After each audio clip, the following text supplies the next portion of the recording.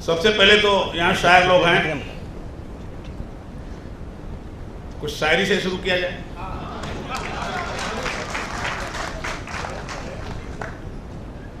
मेरा बड़े हसीन फूलों से लखनऊ में स्वागत हुआ है। लखनऊ की शाम तो अजीब ही अवध की शाम है।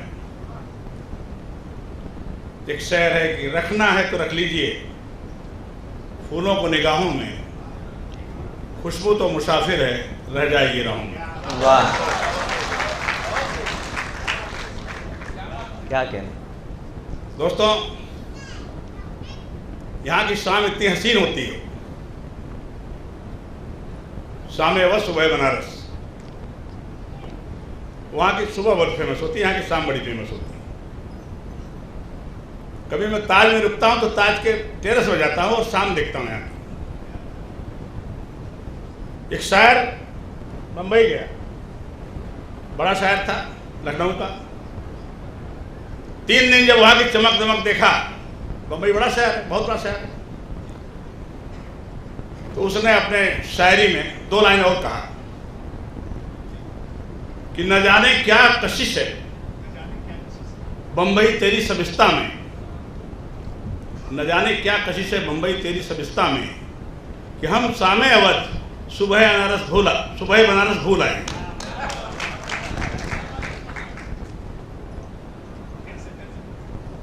न जाने क्या कशिश है बम्बई तेरी सबिस्ता में, कि हम शामे अवध सुबह बनारस भूल आए। दोस्तों,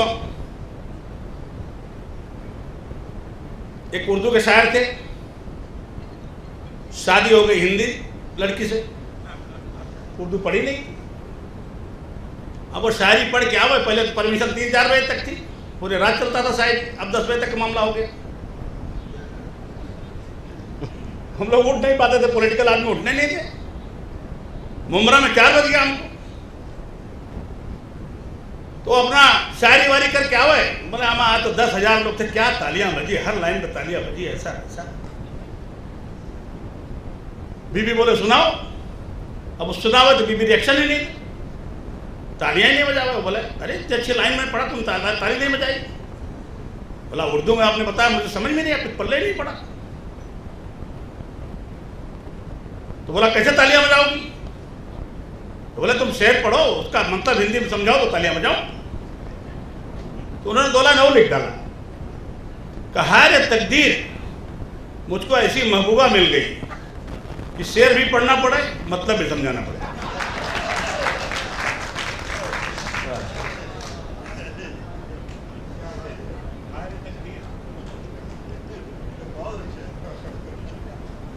तो दोस्तों, ऐसा हो जाता है। उर्दू लफ्ज़ बहुत मीठी लफ्ज़ है। हमारी सरकार ने शायरों के लिए नहीं किया कुछ, सबके लिए किया, बहुत कम किया। मैं जानता हूं कि इनकी जिंदगी किसी किसी की बहुत अच्छी होती है, बाकी अच्छी नहीं होती, क्योंकि तो मस्त रहते हैं, लिखने पढ़ने में मस्त रहते हैं। तो एक हमारे यहाँ शायर था, वो आया कविता वविता पढ़ के, बोला 1 लाख लोग थे, अब तो क्या तालियां बजी। बीबी बहुत नाराज थी, बोली मालिक ने नोटिस दिया घर भी खाली कराने के लिए। भाड़े का घर था, वो परेशान, दोनों में झगड़ा हो गया। रात को खाना नहीं खाया, दिन भर परेशान रहा। नई बम्बई का मसला, और रात को 12 बजे हो गया, भूखा तो था ही, वासी पुल से कूद गया जान देने के लिए। लेकिन भूख बड़ी चीज होती है। एक तरबूजा नजर आया, बोला पहले तरबूजा खा लूं फिर मरूं। तो तरबूजा फाड़ा तो उसमें एक जिन निकला। बोला क्यों जान दे रहे हो, मैं तुम्हारी मदद करना चाहता हूं। बोले 2 बेडरूम हॉल किचन फ्लैट दे दो ओनरशिप का, खत्म हो गई बात। बोले तुमको तो मैं बुद्धिमान समझा था, तुम शायर हो, लेकिन तुम बुद्धिमान नहीं हो। बोले क्या हुआ? बोला इतना बड़ा घर अगर देने की ताकत मेरी होती तो मैं तरबूजा बनाता। हमारे औकात देख के मांगना चाहिए तुमको। गालिब साहब उतना बड़ा शायर कोई नहीं हुआ। बहादुर शाह जफर कई बार उनको बोले आप हमारे दरबारी शायर बन जाओ, लेकिन नहीं माने। और उनकी जिंदगी में उनके घर की 3 बार कुर्की हुई। खा पी के पास तो क्या मतलब, मन में आया चाल लाइन लिख लिया, घर की फिक्र नहीं। बहादुर शाह जफर इतना राजपाट दे रहा था, लिया नहीं, महल दे रहा था रहने के लिए। कंपटीशन जब ऑल इंडिया होता था तो गालिब साहब फर्स्ट, वो चाहे मेरे लिए कुछ लिखे, शौकीन बादशाह था, नहीं लिखे कभी। बोले मैं तुम्हारे पास आ जाऊंगा, तुम्हारी खुशामद में लिखना पड़ेगा, मेरी आज़ादी नहीं रह जाएगी। ऐसे शायर होते हैं। तो दोस्तों, ये ट्रस्ट के लोग, ये बंबई में ट्रस्ट चालू हुई थी और इसको आगे बढ़ाया जा रहा है। ट्रस्ट चलाना कठिन काम है, अच्छे काम करना कठिन काम है। एक शायर ने लिखा है कि माना अंधेरा बड़ा ही घना था, अपने हिस्से का दीपक जलाने के लिए किसने मना किया था? तो किसी को तो दिया जलाना पड़ेगा, किसी को देश के लिए सोचना पड़ेगा। यहां हमें पता लगा कि अच्छे शायर आए हैं और हिंदू मुस्लिम एकता बात करेंगे, देश की एकता बात करेंगे। तो मैं कहना चाहता हूं, मेरे मन की बातें हैं सब, कि दिवाली में अली मिले और राम मिले रमजान में। दिवाली में अली मिले और राम मिले रमजान में, यारों कितना प्यारा मिलन है अपने हिंदुस्तान में। मैंने तमाम ग्रंथों को पढ़ा। यहां शिक्षा की बात हुई मेरे बारे में। शिक्षा में इस देश में मुसलमान सबसे पीछे है, ध्यान नहीं दिया गया। और कुरान के आयत तो मुझे ख्याल नहीं है, पूरा पढ़ नहीं सकता। मौलाना साहब ने पढ़ दिया, लेकिन उसका मतलब यही है कि अगर चाइना में जाकर शिक्षा, चीन में जाकर शिक्षा लेनी पड़े, शिक्षा जरूर लेना। आज के करीब 1500 साल पहले, जब साइकिल भी नहीं थी, ऊंट घोड़े थे, चाइना कहाँ, मक्का मदीना कहाँ, और पैगंबर साहब कह रहे हैं कि वहां जाकर शिक्षा ले लेना, क्योंकि चाइना में शिक्षा सबसे अच्छी थी। उस पर हमारे मुसलमान भाइयों ने ख्याल नहीं किया।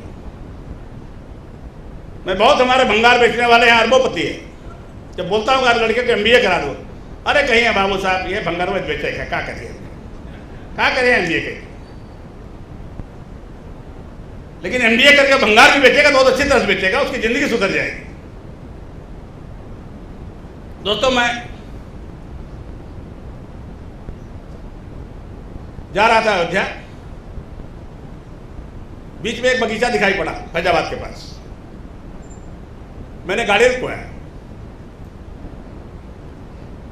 और बगीचे के मालिक को बुलवाया।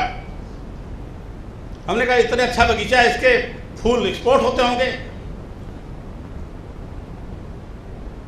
बोला नहीं था, फूल तो अयोध्या के मंदिरों पर चढ़ जाते हैं। हमने कहा बगीचा का मालिक कौन है? बोला अच्छन मियाँ। एक बड़ी अच्छी फैक्ट्री वहीं बगल में थी अगरबत्ती की। हमने कहा यहाँ से बहुत अच्छा सुगंध आ रही है। बोले साहब यहाँ भोले साहब अगरबत्तियाँ बनती है। मिश्रा जी थे हमारे साथ एक कवि, मैं तो कवि नहीं हूँ भाई, कुछ लाइनें पढ़ता हूँ, दूसरे किसी की रहती है। तो मिश्रा जी हमने कहा भाई 4 लाइनें सर कविता बना दीजिए। तो उन्होंने जो बनाया कि अच्छन मियाँ के फूल चढ़े हैं मंदिर मंदिर द्वार पर, और भोलेनाथ की अगरबत्तियां जलती सभी मजार पर। भगवान करे मेरे देश में दोनों की यारी बनी रहे, और जले बत्तियां भोले की, अच्छन की बगिया हरी रहे। दोस्तों, हमारी गंगा जमुनी कल्चर है। इस देश के विकास में, इस देश की आज़ादी में हमारे हिंदुओं भाई को श्रेय है, तो मुसलमान भाइयों को उतना ही श्रेय है। देश की तरक्की में भी उतना ही श्रेय है। पॉलिटिक्स में कुछ लोग अपना अपना नंबर बढ़ाने के लिए कुछ कह लेते हैं, तो उससे हमको घबराना नहीं, फेस आते जाते रहते हैं, हमें वही काम करना है और देश को आगे ले जाना है। जिन लोगों को कम प्यार था देश से, वो पाकिस्तान चले गए। आपको देश से प्यार था तो आप यहीं रह गए, नहीं तो उस समय चले जाते। तो सबका साथ सबका विकास, ये हमारे प्रधानमंत्री जी का भी नारा चल रहा है। परसों मुसलमान भाइयों के फंक्शन में गए भी थे, बोहरा समाज है, कौन सा समाज था, बोहरा समाज, इंदौर में भी गए थे।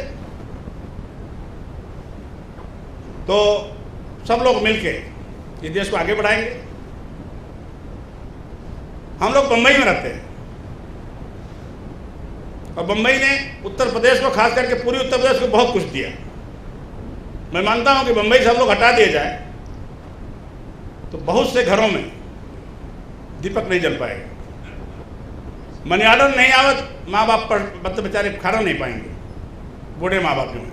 यहाँ तो कुछ है ही नहीं, इंडस्ट्री लगी नहीं पूर्वांचल में, बुंदेलखंड में नहीं लगी। तो हम लोग पहले नौकरी करते थे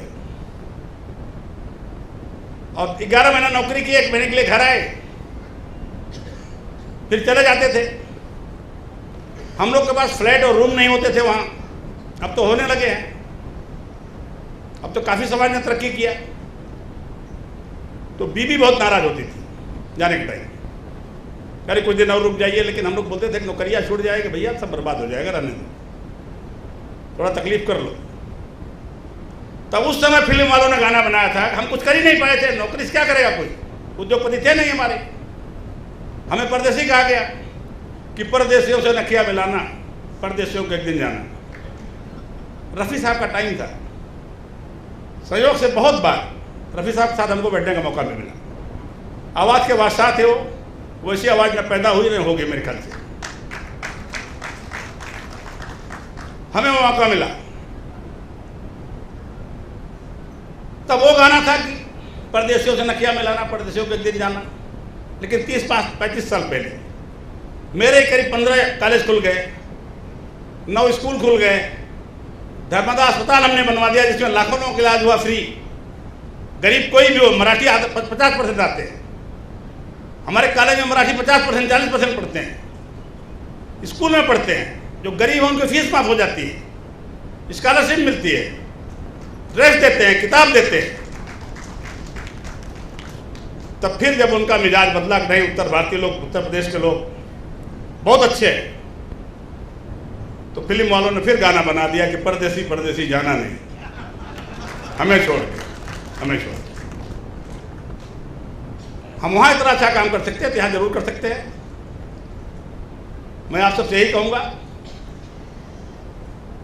कि इस देश में जैसे भी हो हमको एक रहना है, देश को आगे बढ़ाना है। और लास्ट में एक शेर कह के जो मुझे बहुत प्यारी है, मैं अपना बात खत्म करूँगा कि काश हमारे देश में ऐसी फिजा बने, मंदिर गिरे तो रंज मुसलमान को भी हो, पामाल हो न पाए कभी मस्जिद की आबरू, इसकी फिक्र मंदिर के निगहबान को भी हो। धन्यवाद।